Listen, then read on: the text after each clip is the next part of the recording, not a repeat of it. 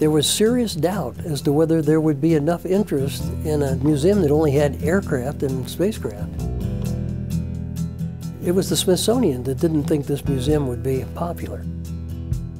They built it with the idea that within 5 years they might get up to 5 million visitors a year. They opened. In the first 28 days, they got the first million visitors and got 10 million visitors that year.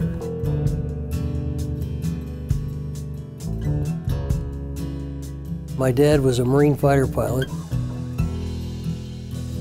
I was born in Quantico, Virginia. I really had a home in the Marine Corps. That was the right place for me. I was in the jet pipeline.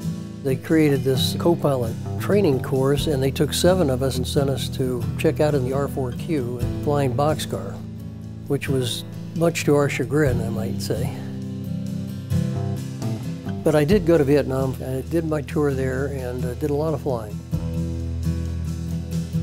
I went back to the States and went to headquarters Marine Corps. And I was the, I guess you'd call it, sponsor for the reconnaissance, electronic warfare, and observation squadrons. I went to El Toro and I commanded the fighter group now out on the West Coast, which was MAG 11. From there it was back to headquarters. Now my job was to bargain with the Navy for money to get our airplanes funded. This is where we decided that we would get the Joint Strike Fighter, which is the F-35. At the same time, we were developing the V-22 Osprey, the tilt rotor. People said, oh, no way in hell this will ever happen. But we held our ground on this. In the long run, the Marine Corps is going to end up with an incredible strike package aboard these helicopter carriers with strike fighters and V-22s.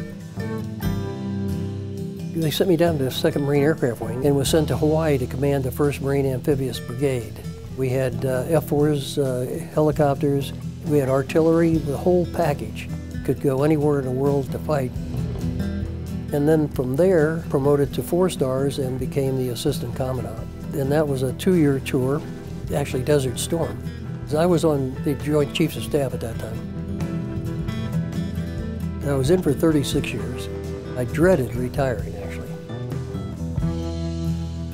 NASA came to me and said, would you be interested in coming over here and being the Deputy Administrator? I finally said, I'm going to go. That organization is unbelievable because of the people there and what they do and what they know.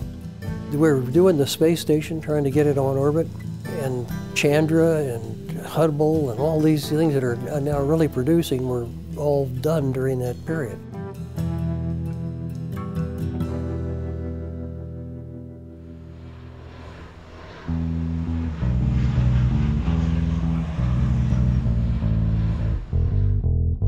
One of my predecessors here at the Air and Space Museum, Admiral Don Engen, was killed in a glider accident.